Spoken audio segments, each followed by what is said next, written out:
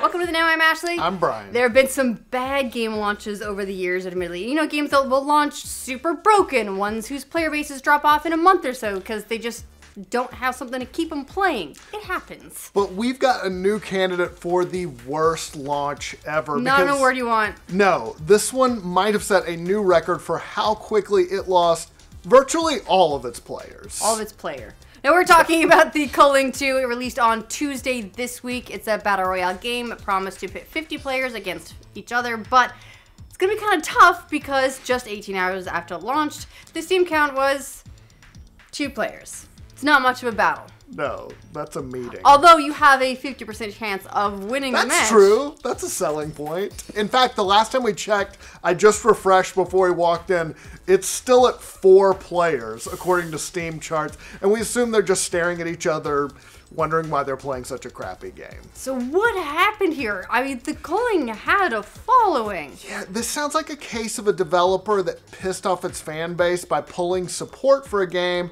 and then quickly putting out a sequel. Alright, so the original The Kdin game was also a Battle Royale game. It released in early access back in early 2016, before the whole Battle Royale craze really kicked off. Like, there were some Battle Royale games, sure, they were lots of fun and everything. H1Z1, yeah. But it was before PUBG stepped onto the scene to just send it skyrocketing. The first Kdin involved 16 players duking it out in an area that was full of loot, pretty standard Battle Royale it kind of stuff. sounds like deathmatch. Yeah, but unlike other Battle Royale games, the original had some interesting melee mechanics. That's what people liked about it, and it managed to get a small following going. It peaked at more than 12,000 players on Steam back in March of 2016. Well, it even managed to crack the top 10 list on Steam in its early days, which is impressive. Yeah. The game finally came out of early access, released for PC and Xbox One October last year. But then, just 2 months later, in December, development on the first Kdin was shut down, and the developer, Xaviant, seemed to just walk away from it. And then that brings us to a few days ago, on Monday, when Xaviant announced the sequel, The Kdin 2. It was completely out of the blue. Even weirder, the announcement trailer said the game would be coming out really soon,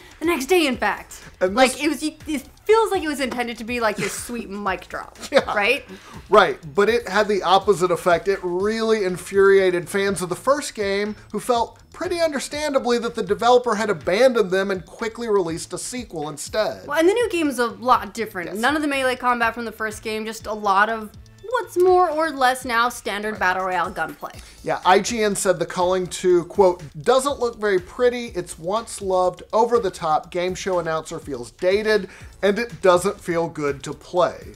And that's just one thought about the game. Reviews for the sequel started pouring in on Steam, and they were not really much nicer than that. The game's currently sitting at a very negative review score with more than 150 reviews. So, what, at least that many people got it? Yeah. That's something. And had opinions. As one recent reviewer said, everything that defined the original is dead and gone. Instead, we have a terrible H1Z1 knockoff. The emphasis on brutal melee combat, trickery, and guerrilla warfare, complete with traps and bombs, has been replaced by generic gunplay that feels like a game demo disc from PC Gamer back in the 90s. Get Funhouse on it! Oh! The reviewer also added, I stubbed my toe on the way to install this game. That was the most enjoyable part of the experience. They weren't alone. Others called it a scam and a cash grab. You get the idea. And like we said, the player base almost instantly cratered from an initial peak of 249 players, which is not really that close to the 12,000 peak of the first game, to 2 players. 2 players, yeah. PC Gamer even posted a video of their player winning a match before their parachute even opened. Hey, look, if you're just that good. Yeah. So how bad of a flop is this? I mean, we know it's bad, but to put it in some historical context, it's still bad. We've seen some recent games lose a lot of their players really quickly. Kingdom Come Deliverance saw something like a 95% decline in its Steam player base just 2 months after a strong debut earlier this year. The MOBA first-person shooter Battleborn also launched to a paltry 12,000 player count back in 2016. There was that competition from Overwatch.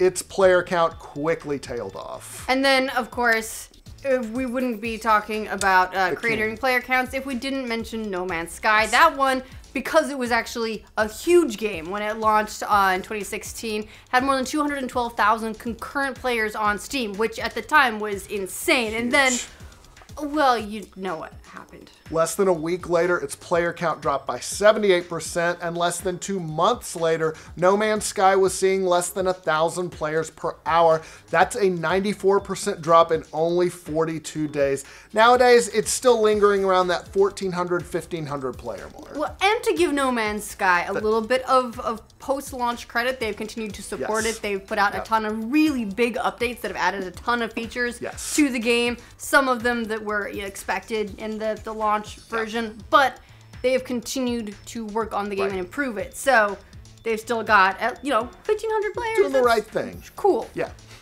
But the Culling 2 makes all of those games look like Fortnite. It is in a league of its own when it comes to shitty launches. Even the original game, I looked this up on Steam Chart, which the developer is no longer supporting, currently has 21 players. That's still 5 times more players than the sequel currently has. Yeah, so I think that it's pretty clear that it kind of flopped. It might be game over for the studio Xaviant 2, which is a worry. It describes itself as an independent game developer based out of Atlanta, Georgia. On Thursday, the studio tweeted, "It's time for us here at Xaviant to come together for some much-needed soul-searching and to have some admittedly difficult discussions about the future of our studio. We'll talk soon." I mean, do you think it's possible to unrelease a game? I think they Can should. you do that? Just pretend that it didn't happen, and then in a year and a half, come out with a game and be like, look, The Culling 2, huge surprise. You're only going to piss off 2 people. So, yeah. We reached out to Xaviant for comment, have not heard back. Oh, that's understandable. They're probably having a bad day. They are probably under a table right now. Yeah, I emailed. I was like, I know this isn't the best time, but I have some questions. But it just goes to show how devastating a flop can be for a studio. And it sounds like Xaviant was a pretty small outfit to begin with. Right, and we saw that just recently too with Boss Key. They put out their extreme early access, just trying to keep the studio afloat, and it wasn't enough.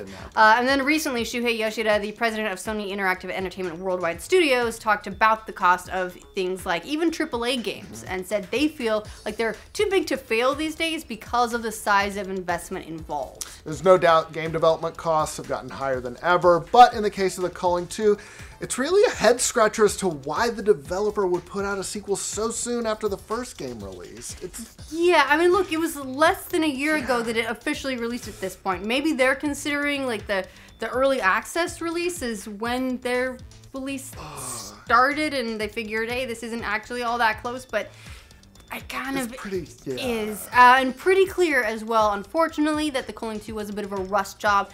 Maybe it was also a release that they felt they had to put out to just stay afloat. Like a Hail Mary pass. Yeah. Who knows? But as of now, when it comes to worst launches ever, we might just have a new champion. No one wants to be that champion. No. All right, what do you guys think about The Culling 2's launch? Are you one of the 249 people who played it? Are you one of the 2 still playing it?